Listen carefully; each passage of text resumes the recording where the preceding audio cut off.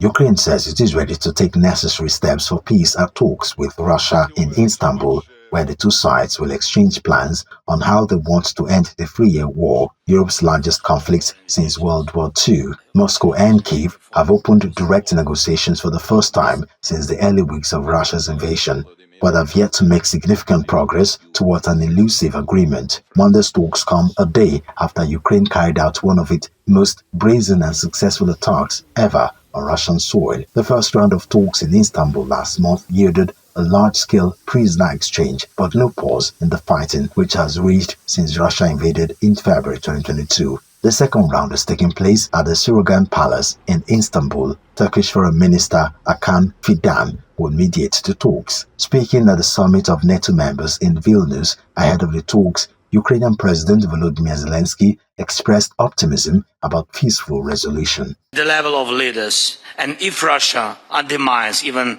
this initial agenda, and if the Istanbul meeting brings nothing, that clearly means strong new sanctions are urgently needed from the EU's 18th package and from the United States, specifically the strongest sanctions President Trump promised.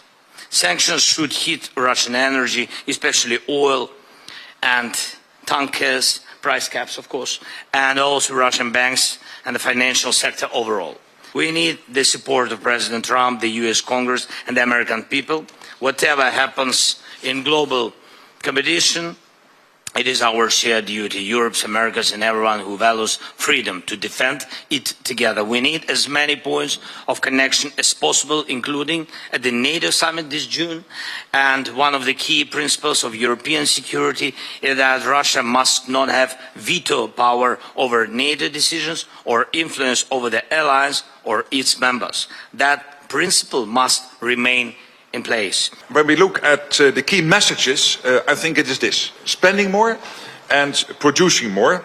So NATO needs allies to zero in now and deliver on the elements that increase our war-fighting readiness so that we can better deter and defend.